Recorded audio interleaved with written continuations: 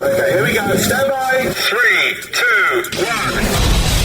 The thinking atheist. It's not a person. It's a symbol. An idea. The population of atheists in this country is going through the roof. Rejecting faith. Pursuing knowledge. Challenging the sacred. If I tell the truth, it's because I tell the truth. Not because I put my hand on a book and made a wish. And working together for a more rational world. Take the risk of thinking for yourself. Much more happiness, truth, beauty, and wisdom will come to you that way. Assume nothing. Question everything. And start thinking. This is the Thinking Atheist Podcast. Hosted by Seth Andrews.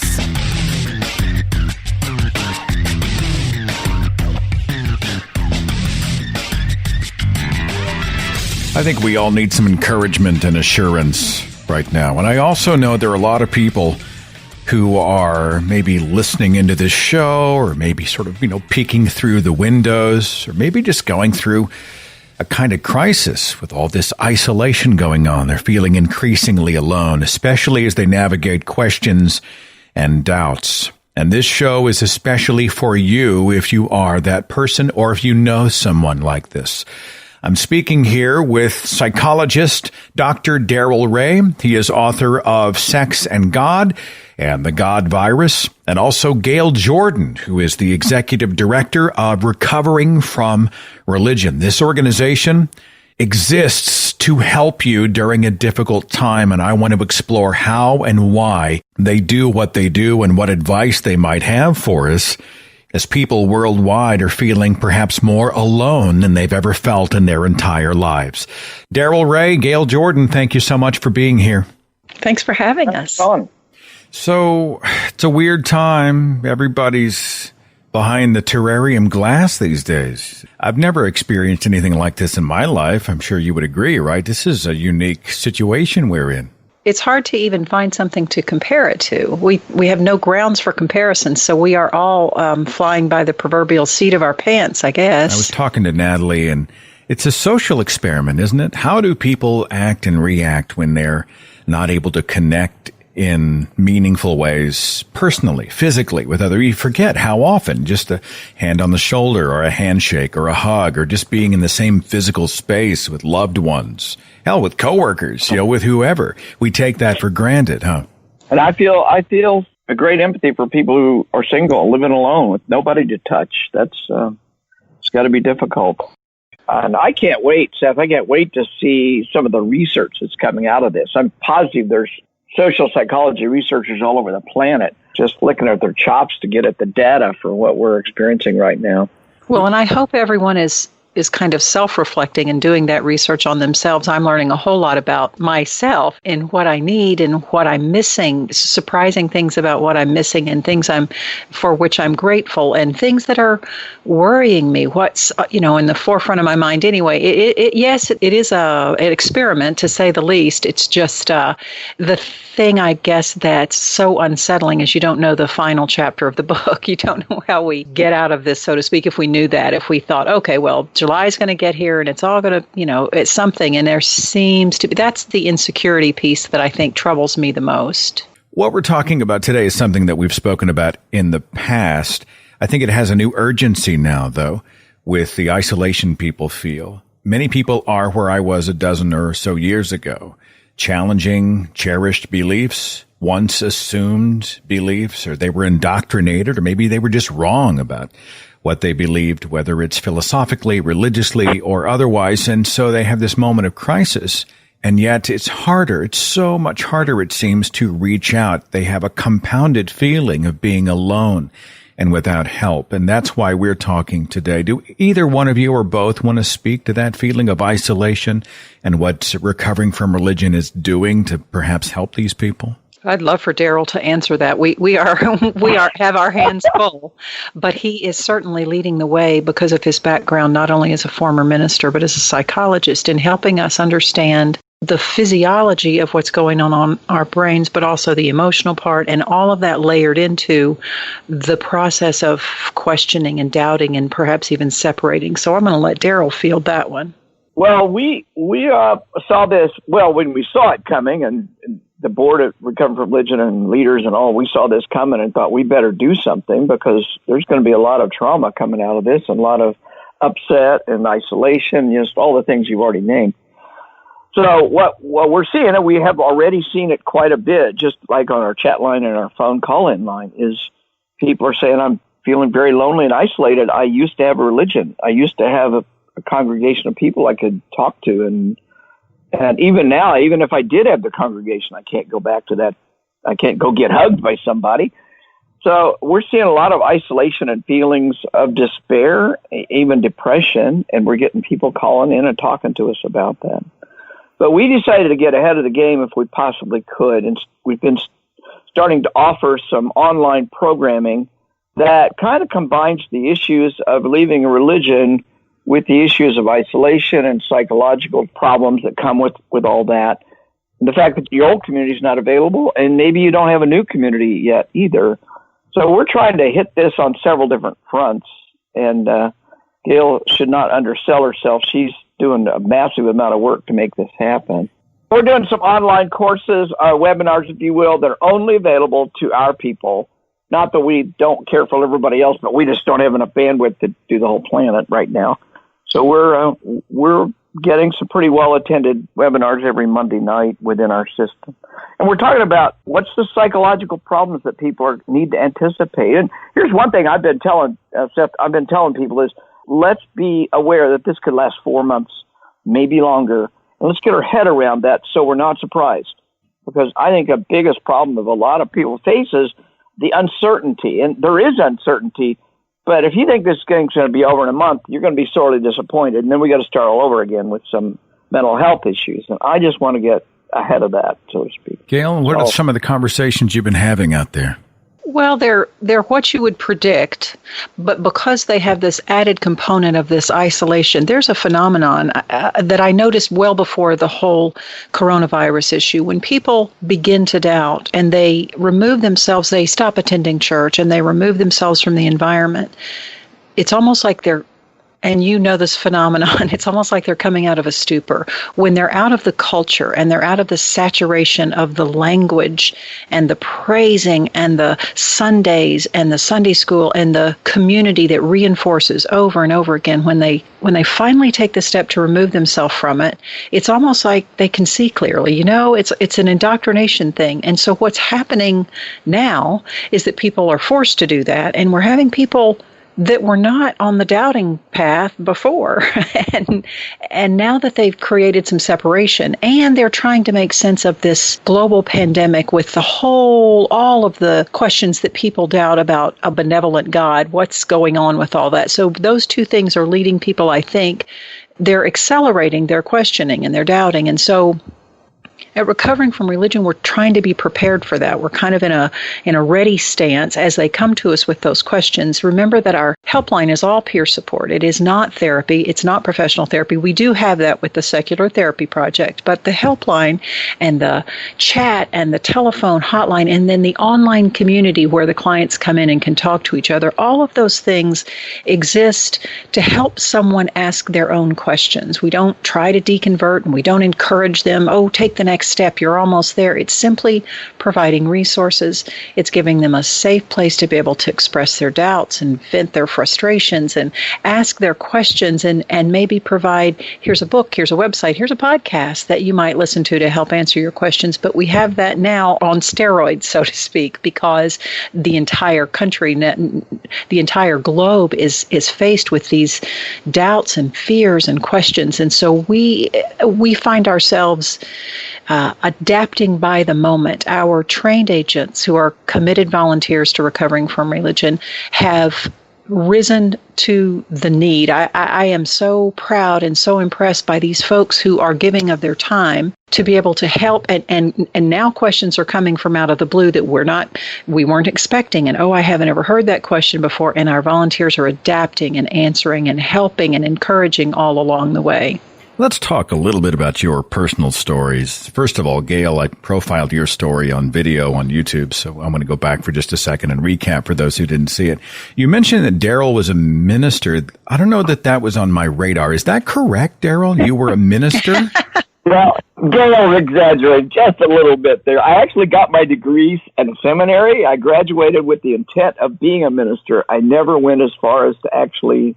I did preach for about 10 years as a substitute preacher. That totally counts, Daryl. I agree. can picture him behind the podium. The stuff that would come out of his mouth, I can't imagine it being all that pure and holy. I just don't see it, Daryl. Here's the thing, and you'll find this amusing. I do have the singular distinction, having basically substitute ministered and preached for like 10 years, that of having never been asked to preach twice in the same congregation. Yeah, Daryl's up there. He's like that meme on the internet. It's like, y'all motherfuckers need Jesus. That's kind of how he would throw it up.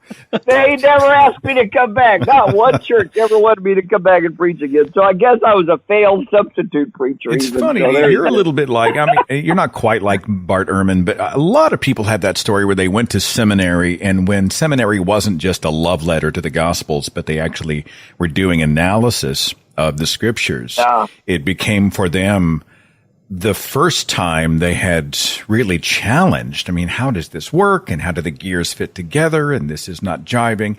Was seminary ever challenging in that way for you, or did your moment of epiphany come much, much later? What? I don't know. I think I was always kind of a liberal Christian. So I got in seminary. I went to a very liberal Methodist seminary in Nashville, Tennessee, of all places. And I'll bet a third to a half of all the students were gay and out about it. So that's how liberal this seminary was. And this was 1972. And they were teaching the Bible there? Like, did they read the Bible or what?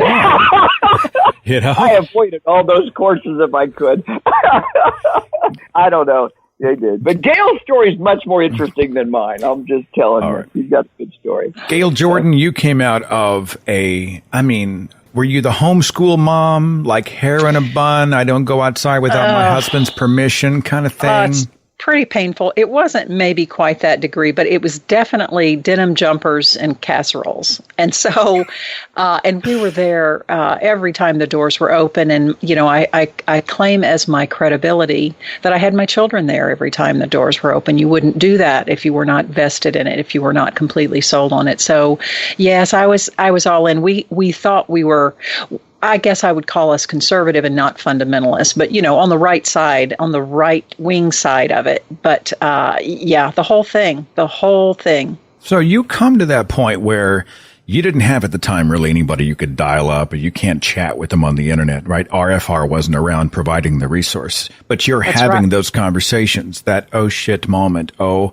what have I done? What do I believe? What happens if the entire foundation of my life goes away? Will I lose everything? I know I'm putting words in your mouth. You tell me. Tell me about that moment, would you? And Seth, that's what drives us at Recovering from Religion. So many of us, not exclusively, but so many of us who volunteer at Recovering from Religion do so because we've tread that path. We've had that moment, and like you, it was kind of early or pre-internet almost, and so I had to do my research at the library, and I was so isolated in my religious community. I was in the South.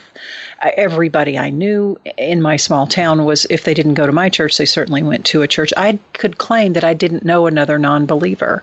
And so when you have that panic and that moment, what we do at Recovering from Religion is try to go back there and draw on that. And we think, okay, what can we offer? How can we help? Okay, someone to talk to, maybe on the phone. All right, well, let's add an internet chat. And so our programs have developed that way so that we never get too far away from that moment of, as you described it so well, Seth, of, oh my God, everything changes if I'm wrong about this, what I value and how I live my life and what I believe and what I want to do going forward. Everything changes, and that is both terrifying, it's liberating, and that's awesome. But if we don't recognize that there's a moment of absolute terror when you find out about that, you lose this eternal parent that you've always had, approving or disapproving, someone who had a plan for your life. And that is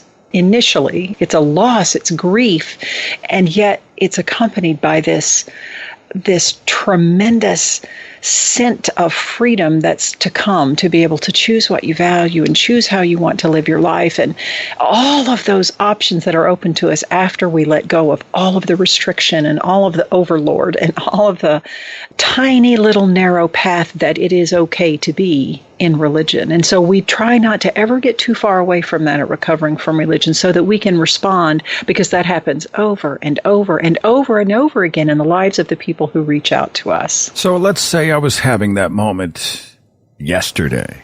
I pick up the phone, I call you guys. Do I have to tell you who I am? Do you trace my number? You know, am I on caller ID? Am I in a database? Do I have to worry about my identity? Because a lot of these folks I know are totally under the radar, right? What happens? What a wonderful question.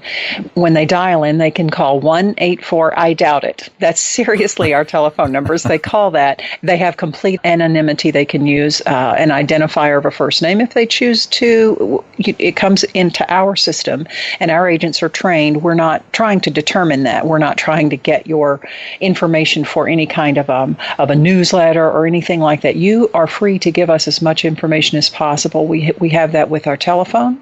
We have that with our internet chat. We can identify an area of the country when the internet chat comes in, but that's as broad as it gets. As we have the conversation, if you do want to join our online community, the only option we have to do that is via an email.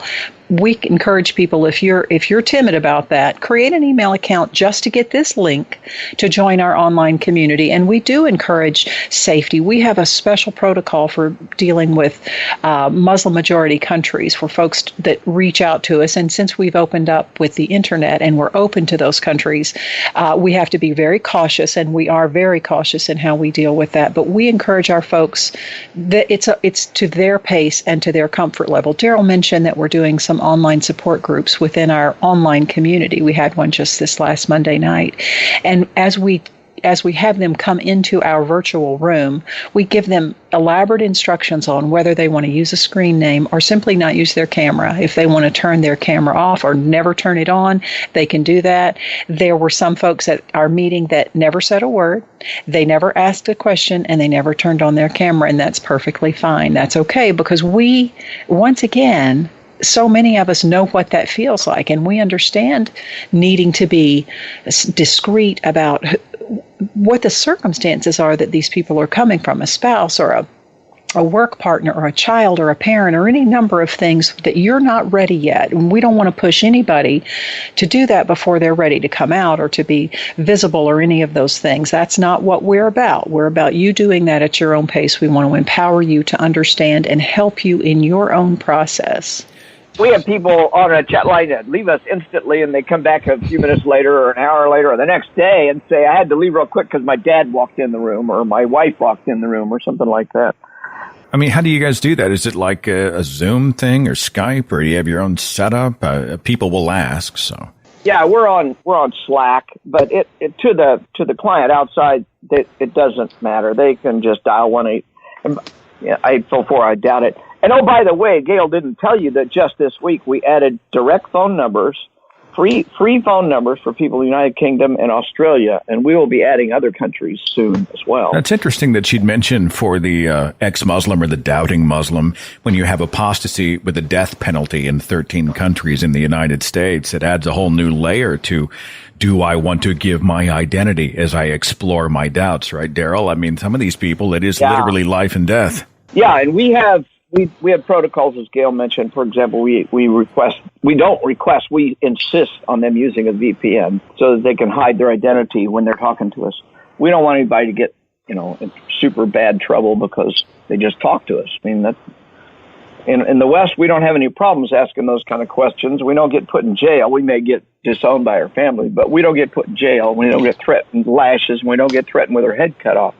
So we understand the dangers that some of the people are going against if they talk to us. So the internet has been a kind of lifeline. I've been doing it here. We did a live stream. I was just reading selections from various books and short stories just to pass the time, to connect with the community. We've got the podcast, and people are doing their, online parties of different shapes and stripes. And, people are adapting using this technology. RFR, Recovering from Religion, is also using this technology to try to break through the wall or allow people to break out of their isolation chambers. And I'd like to, without betraying any confidences, can you tell me some of the things you're hearing from people when they reach out to you, something that our audience can relate to? Yeah, we had a person, college student from South Africa just last week, texted in and had a long chat with one of our agents. The problem was his college was closing down because of the coronavirus, and he has to go home, and now he has to live with his religious family that he was hoping that he was gone with forever, because he was in college, you know. Now he has to go back and live with them, and he's not sure how long the college will stay closed, and he's an atheist. He's an atheist at college, but he can't go home and tell his evangelical fundamentalist parents that he is. I had somebody call the show once. Their parents actually were blackmailing them financially. Like, if you bring any atheism into our house, we'll cut off your college funding, meaning they were holding his future hostage unless he believed as they do. It's an emotional and financial blackmail, isn't it? I bet we get that a dozen times a month in our chats. And the good thing, what we want to say about that is, we're so sensitive to that particular scenario, the scenario where a young person is dependent upon parents, religious parents, for their education, and we really want these folks to get their education. So what we encourage them to do, and of course they're free to make their own decisions, what we encourage them to do is use us as an outlet. After they talk to us on the chat, on the internet chat, or on the telephone line, and we bring them into what we call our online community, Seth, they self-select that they want to belong to. It could be LGBT, it could be ex-Mormon, it could be former military, wherever you're part of the spectrum, and you can join as many as you would like. And in there, that's where they have the shared language and they have the shared experiences. Those of us who are in admin at RFR, of course, are in those channels, we call them, and we can monitor those conversations and drop in an occasional resource. I know not very much about the Mormon faith. It's not I've read about it, and I know some things about it. In the Mormon channel, or the ex-Mormon channel, they're having the best time conversing with each other and unpacking specific theology about this and that and the other. And of course, I don't know any of it, but they know all of it, and finding the camaraderie and the support and the release within those specific communities. We hope that people who are in situations, whether it's a child and a parent, or whether it's a spouse, or whatever the circumstances are that leads a person to be restricted for a while and coming out and being fully free of that dogma, we hope they can use us as an outlet while they process it. And so we can encourage them, yes, think it through, and yes, read this book, and yes, see this resource, and yes, the next step might be there's a group that meets in your town in normal times that you could get together and learn. And so we'd like to consider that almost, we think of RFR as a portal into this place where you can express your doubts and fears, but we also like to think of our community as a portal out too, that it'll send you out into what we're going to call the secular universe, where you can begin to rebuild your life with new friendships and a new support community. And it's a trying time to try to do that, but we want to keep that always as our focus, that we don't, as much as we want to support people, and they can stay with us for years if that's what they choose to do. But if and when they're ready, we want to be able to launch them into this new life that those of us who are fortunate enough to have experienced that enjoy immensely, with this freedom from the dogma and the indoctrination. It's an interesting angle, isn't it? When you tell somebody, I'm better now. Like, would you ever want to go back, right? Would you take that pill and go back into the matrix? And I think to myself, I'm so much happier and freer, and it's not always easier, but it's just better. It is. It is better. I use the expression, there is so much more light and air and space on this side. And for me, things make sense. And I know that's almost a contradiction in terms, because there's a lot I don't understand about science. I don't have a science background. And yet, if you compare that to embracing the natural world as it is, with all of these questions that we don't have answered, to this other system where you never know if you're making him mad and that's a result of something bad you did, or that some other kind of judgment's going to come down on you, that's where the insecurity is. That's where the restriction and the fear is. It's freedom on this side to go, wow, this is what a virus is. And this is what a virus does. And it's not because I was a bad person. It's not because somebody else is a bad person. It's because this is what a virus does. And it's not because God is punishing us for endorsing gays or gay marriage or any of that type of stuff, you know. Right. And I think that's incredibly freeing. Dr. Darrell Ray, I'm sorry, go ahead, brother. Yeah. Well, I was going to add on to what Gail said because she mentioned the word virus, and I just can't help but help myself. Right, you've authored the book, The God Virus. And people still talk about that sucker because it is an infection of ideas, a bad idea, and it is passed on like a virus. So I don't know, take it from there, Darrell. Absolutely is absolutely, and I've been touting it. I've been pushing it because I tell you, it is just like a case study, Seth. I couldn't have written the book any different. I wouldn't write the book any different today and yet I've got a case study across the entire globe. And what we're seeing is ministers doing crazy stuff like meeting in the middle of this and probably infecting hundreds and thousands of other people because they wanted to propagate their God virus.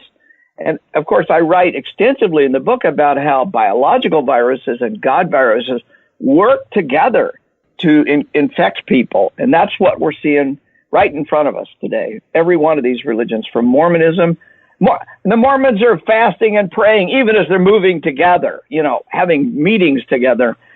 One of our Mormon members of our community, ex-Mormon, put a graph up, and it showed that the more the Mormons pray, the higher the coronavirus infection gets. So I saw Kenneth Copeland, the scam evangelist, and he's spitting at the television camera saying, "I spit you away, coronavirus," whatever, by the way, send me your, I don't mean to derail too much, but I saw an exponential graph that showed Trump's day of prayer. And then you see the coronavirus cases just skyrocket in the weeks afterward. And you think, well, either prayer works or it doesn't. And these are some of the questions that people have when they're going through that journey, right? Jesus said, if you're a Christian, Jesus said, whatever you ask in my name, I will do, that the Father is glorified in the Son. So I ask for safety, protection, and I see people getting sick, and there's death, and there's confusion about the future, and there's all this stuff, and no sign from on high. You have a video on the website, Darrell, about emotional safety. And we've talked a lot about physical safety, if I can use a Gail Jordan word. People are sequestering, right? They are isolating for personal and familial and community safety. But let's talk about emotional safety. What are you talking about, Dr. Ray? Well, I want people to realize that in the next few months, they're going to be exposed to new feelings, new experiences they've not probably experienced before, just like what you and Gail said right from the very beginning. And so we need to prepare ourselves emotionally as well as physically. We know to wear a mask. We know to wear gloves. We know to use hand sanitizer, wash your face, wash your hands, that sort of stuff. But very few people are talking about what are the emotional consequences of long-term isolation. And we do know if you put somebody in solitary confinement in a prison long enough, and it doesn't take very long, they will start showing signs of mental derangement, if you will. They'll become less in touch with reality. So I want to help people prepare their minds for what we're coming up for and take precautions. And there's a lot of things that I advise in that video, for example, that we can do. And one of the main things I mentioned earlier is let's just prepare ourselves for, this isn't short term, this is long term. So let's get our minds around that. And then let's start doing things and I call this get out of your mind. Because what we do when we're in our mind is we start perseverating and going over and over again, all the horrible things that could or might happen, most of which will never happen. But if you can get out of your mind, if you can look outside and say, who can I help? Who can I give donate some money to? Where can I go out? And Gail and I both done this on video. We've gone out and collected trash in the in the ditches in front of our house. I can't believe how much trash is out there. And almost all my neighbors are Christians, so it's Christians that are trashing my neighborhood. What would Jesus do?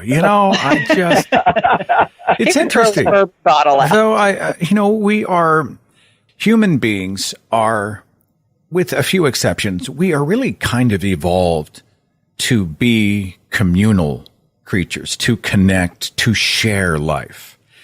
And this increased feeling of isolation probably adds to the helplessness that you're hearing when people contact you via the website, on the phone, via the chat. Are you hearing echoes of that? I mean, people are starting to really bang their heads against the wall, and they're really feeling a desperation. Yes, we are hearing a lot of that. It's getting more, I think. Here's the deal, though. We can choose where we want to go with this.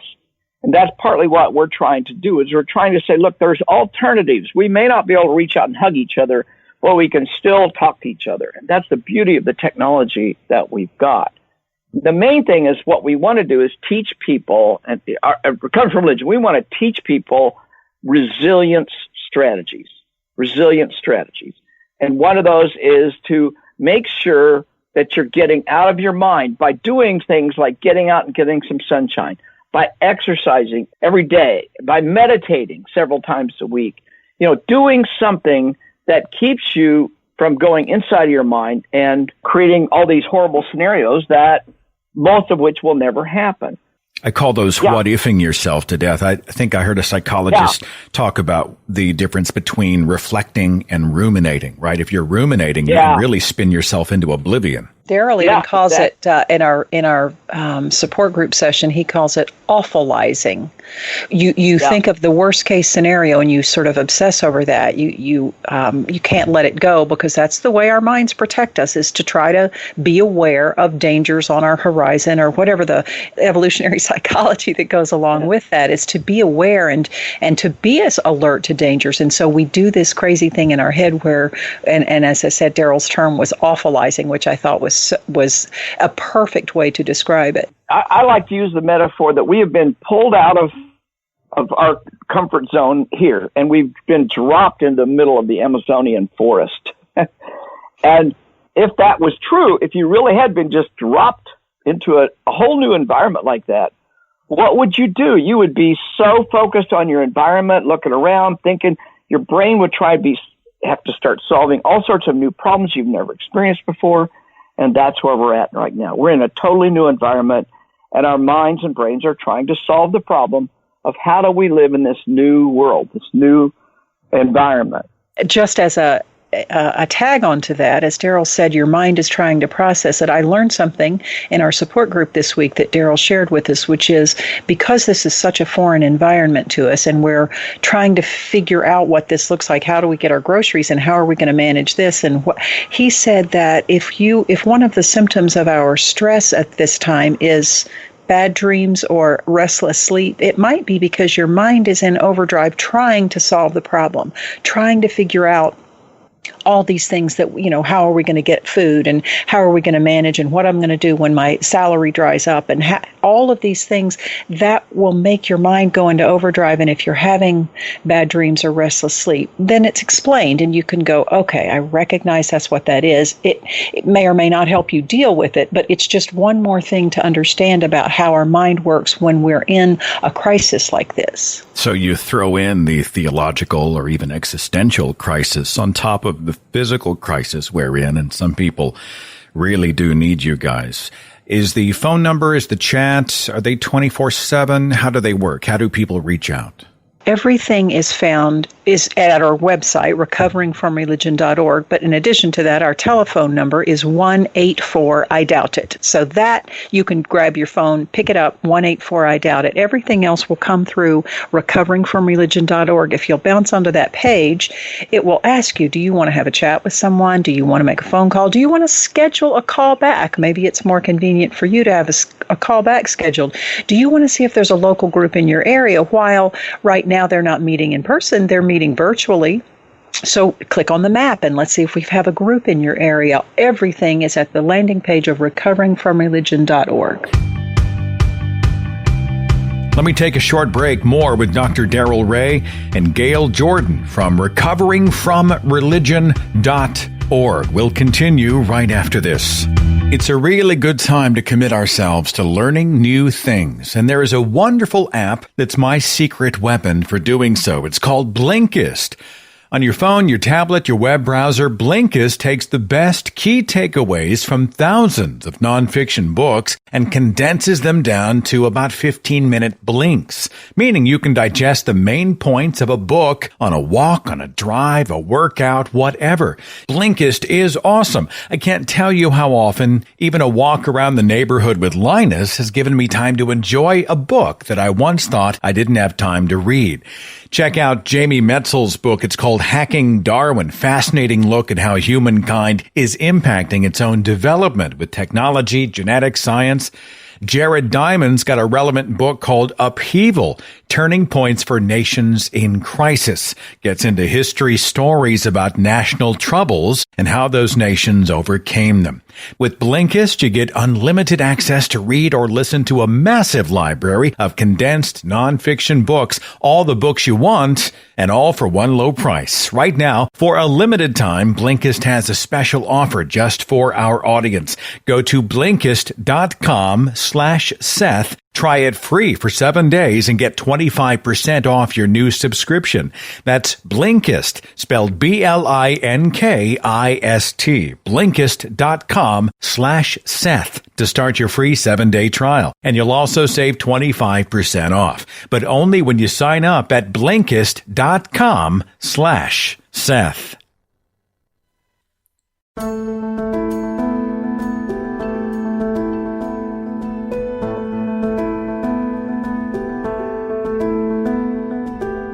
Thanks so much for listening. I hope you're maintaining. I hope you're coping. Hope you're dealing. And to help us deal is a wonderful organization called Recovering from Religion. And I have two, spokespeople, two representatives, two people who are movers, shakers with the organization who are really making a difference. Gail Jordan and Dr. Darrell Ray. I hear birds in the background. You out picking up trash in the yard there, Darrell Ray? I mean, you out picking up your Christian neighbor's trash? Well, you've been to my house. Have you been to Gail's house? Never, but I've seen your beautiful, I don't know, I call it like a ranch. I don't know what you call it. You got the land with the pond. And it's lovely. I actually call it Free Thought Farm, yes. Free Thought Farm, yeah. Well, so it's a fabulous place to hunker down. It's got all the usual spring chores of a home, the garden and the grass and all that, but also with the animals, the donkeys and the goats and the chickens and the whole thing. So it has kept me distracted and entertained. I have been interested to watch people pull together. It's funny. There was somebody's child had started weeks ago painting rainbows and taping them in the windows so that people who walked or drove by would have their day brightened. And so they started it in our neighborhood. So when I walk Linus around the block, oh, look, there's a rainbow. There's another rainbow. It sounds so corny when I say it out loud, but honestly, it's lovely. It's just a lovely sentiment. People are finding creative ways to remind each other, hey, I haven't gone anywhere. We're all in this together. I love you, or I miss you. And I don't know, have you seen any examples of stuff like that? Have you seen people sort of compensating and getting creative with connecting? I have, I hope, and Darrell talked about, psychologists and sociologists waiting in the wings to kind of assess this period after it's passed. But I hope people are taking pictures and remembering this time, even those with small children.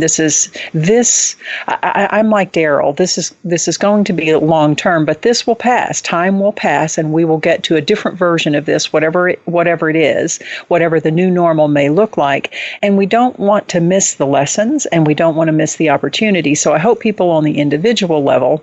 And Seth, I just loved your posts about the rainbows and finding the rainbows. I'm out in the country, and so I don't get to participate in that part of it. But I have enjoyed you posting that, and I hope other people will reflect on that. So much of what Darrell shared with us as we do our support groups is, here's what is happening on a physiological level in our minds, but here's some suggestions about how we can help facilitate managing that and coping with it and integrating some stress management techniques. And I hope everybody reflects on that, because there are some positive takeaways from this. We're learning things about ourselves. We're learning things about what we value. We're learning things about our community. Let's not miss the positive takeaways that we can all. I don't want to sound too Pollyanna, because this is an extremely challenging time, and I recognize this, particularly for folks whose incomes have been affected and who are concerned about their loved ones and their health and all of the very big, heavy issues. But in spite of all that, try to be tuned in and be intentional about this little fraction of a moment in time where we can learn and we can do better. I saw there was a child down the street who they'd taken chalk on the sidewalk and made a hopscotch, and each one had like a positive message. It'll be okay. We'll get through this. Skip twice. Do this. Hop once. Jumping jacks. You're beautiful. It was just a lovely gesture that had been sort of painted there in color and chalk by a child. I'm sorry, Daryl, did you have something? Yeah, I think that's great. We should learn from kids. Here's what I have two things. One of it, I think I want us to thrive. We've got 3-4 months of this, so we can sit around and twiddle our thumbs and, oh, poor pitiful me. Or we can think, how can I thrive? How can I grow? How can I start a new exercise program? How can I start a new hobby? How can I develop relationships that over the phone, or maintain relationships? And there's all sorts of things that we can do. I've been reading books again that I haven't read in 30 years. I thought I should go back and reread those books. I've thought of that for years, and thought, okay, now's an opportunity to go back and reread some of those books that I loved so well back then. The second thing is something in psychology we call future pacing, and that is go out in 5 years from now and look back in your mind. Go out 5 years from now and think, what did I learn from that time, from the big 2020 coronavirus crisis? What did I learn from that? Or go out 20 years and say, what do I want to tell my grandkids about the great 2020 coronavirus crisis? And I think that helps you put things in perspective so that you think, I want to learn from this. I don't want to just vegetate. I want to be a human being that's growing and learning. And I think that's an attitude that will only help you. It cannot hurt you in this time and place. Final question about recovering from religion. I'm not even sure how to ask this, but someone's in a journey, they're going through doubt and all these types of things. I mean, do they need to be sort of at the wall going through apostasy or that process, or can they be fully religious with just questions? I mean, is there a criteria? I don't want people to disqualify themselves because they're like, oh, I'm not right for this phone number, that kind of deal. So can someone speak to that? Oh, I think it's as varied as there are personalities, and there is absolutely no criteria. We talk about the belief spectrum, and people come to us for whom the very, very first little tiny pings of doubt are starting to intrude in their thoughts. People come to us who have considered themselves an atheist for years, and some event happens, and they all of a sudden they need to process it, and they need just a little support, and they need to talk to someone, and everywhere in between. We, as we have repeatedly said, we don't try to deconvert folks. When folks come to us and they say, this is my question, this virus thing has got me rattled. Where is God in all of this? We're not going to go, yeah, right, there's no God. We don't do anything like that. We say, what do you think about that? And tell me what your beliefs are. And what would you like to be able to express? Are there any other things that you're doubting about that? It is absolutely each individual person's journey. We so respect that. We want to empower that. We want to encourage them to develop their critical thinking skills, and wherever that takes them. Sometimes, and we have had folks that have visited the helpline and they've shared with us these doubts and questions, and maybe later they come back and maybe they've gotten farther into their faith. You know what? If that's where their thoughts have led them, and that's where they are on this journey, that's fine. And we're glad that we could help you with whatever your issue was at the time. If they need to continue and they need a little more support, maybe they come into our community. Maybe we direct them to the Secular Therapy Project because maybe they need more than peer support because of the issues with which they're dealing. So there is zero criteria for being able to come to us. And my statement about that, Seth, and my encouragement is give us a shot.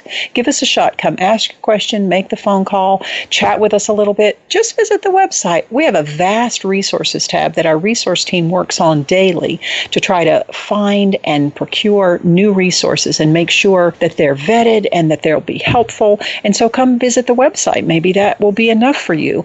But there's no question that's too dumb. There's no question that's too small. Whatever it is, and you think that recovering from religion might have the answer for you, please give us a try. Reach out to us. And on the other side of that, let me give my last little encouragement to folks, to our blessed and beloved humanists that are out in the community that have found themselves shut down. They can't do their after-school tutoring or their community building or whatever it is they find in their regular real-life space lives.